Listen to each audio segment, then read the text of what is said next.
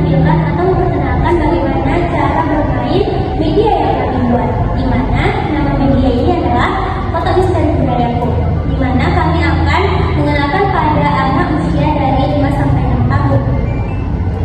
Untuk lebih lanjutnya, mari kita simak video berikut.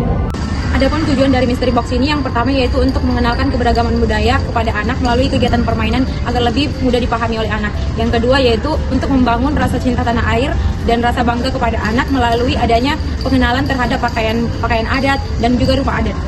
Baik, di sini saya ingin menjelaskan tentang manfaat dari kotak misteri budaya, yaitu yang pertama, menambah wawasan anak. Jadi maksud menambah wawasan anak di sini, di dalam media kotak misteri budaya yang kami buat itu terdapat rumah adat juga pakaian adat. Tentunya anak itu dapat berpikir tentang dalam menambahkan wawasan anak terhadap hal tersebut. Yang kedua itu meningkatkan keterampilan anak seperti kreativitas anak yang di dalam kotak misteri budaya kami itu terdapat puzzle yang kami buat untuk disusun oleh anak dalam melatih kreativitas anak. Dan yang ketiga mengembangkan motorik halus pada anak. Jadi mengembangkan motorik halus pada anak ini yang terdapat pada kotak misteri budaya yang kami buat seperti meronce, menempelkan, dan mencocokkan puzzle. Kemudian aspek perkembangan apa sih yang akan didapat anak? Jadi anak itu akan untuk aspek perkembangannya itu ada pada aspek fisik motorik halusnya. Jadi pada aspek fisik motorik halus itu anak melatih anak untuk kekuatan jari mereka, kemudian melatih koordinasi antara mata dan tangan mereka.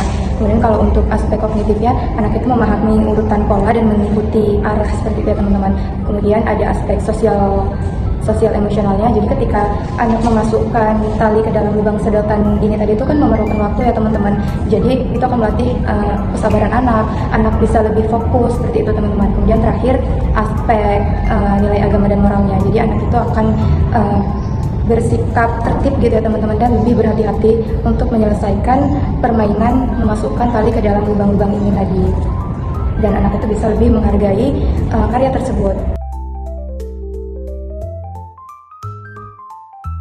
Baik, pada kegiatan ini ada beberapa aspek perkembangan anak. Yang pertama aspek perkembangan kognitif, di mana anak dapat mengenali pakaian adat, mengenali bentuk dan warna, dan dapat mencocokkan gambar-gambar di setiap pakaian adat.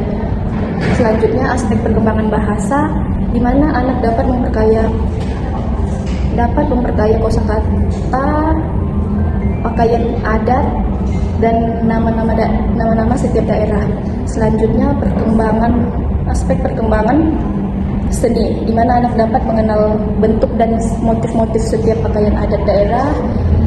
Dan yang terakhir sosial emosional anak, di mana anak dapat bekerja sama dan saling menghargai pada saat penggunaan media mencocokkan pakaian adat setiap daerah.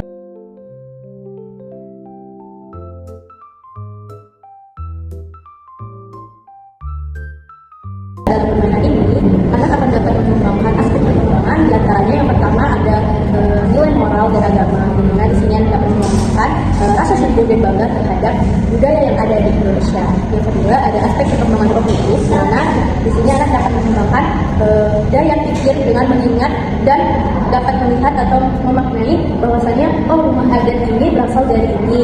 Contohnya rumah adat Bolon ternyata berasal dari Sumatera Utara. Yang ketiga itu ada aspek perkembangan fisik motorik, di mana aspek fisik motorik kasar dan halus dapat distimulasi melalui koordinasi mata dan tangan dalam menggerakkan tokoh yang memakai baju adat menuju rumah adat yang sesuai dengan daerahnya masing-masing.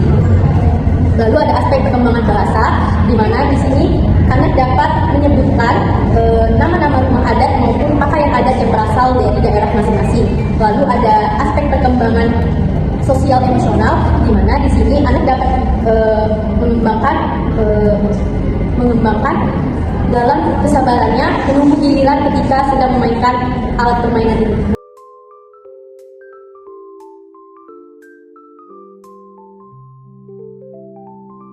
Aspek perkembangan yang dapat dihasilkan dari permainan puzzle motorik ini yang pertama adalah aspek perkembangan kognitif, di mana di sini anak diajak untuk berpikir bagaimana cara menyusun puzzle ini sesuai dengan gambar, ukuran dan bentuknya. Yang kedua aspek motorik halus, di mana anak pada permainan ini akan menggunakan tangan untuk menyusun menyusun puzzle-puzzlenya sesuai dengan gambar yang ada di sini. Terus aspek yang ketiga itu sosial emosional, di mana pada aspek sosial emosional anak akan merasa bangga ketika mereka dapat menyusun puzzle motorik ini. Mereka akan bersosialisasi dengan temannya bagaimana cara menyusun puzzle ini secara sempurna. Aspek yang keempat yaitu aspek bahasa, di mana dengan menggunakan puzzle pakaian adat ini anak akan menambahkan bahasa baru, di mana anak mengetahui misalnya ini adalah pakaian adat dari Kalimantan, ini pakaian adat dari Bugis, dan ini pakaian adat dari Jawa.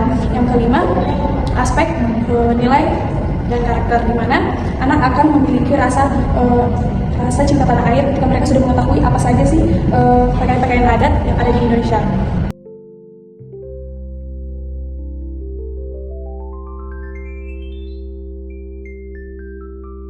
Pelaksanaan kegiatan alat permainan edukatif yang terdiri dari memasukkan tali kesedapan, mencocokan baju adat, bermain di jalan raya Nusantara, dan menyusun puzzle memberikan dampak positif pada perkembangan anak usia ini. Semua kegiatan tersebut dilakukan melalui pendekatan bermain, sehingga anak dapat belajar secara alami, menyenangkan tanpa adanya tekanan. Namun tetap terarah pada tujuan ataupun pencapaian pembelajaran mereka. Jadi secara keseluruhan, alat permainan edukatif ini menstimulasi perkembangan anak baik itu kognitif, bahasa, sosial emosional, motorik, karakter, dan budaya. Itu dia ya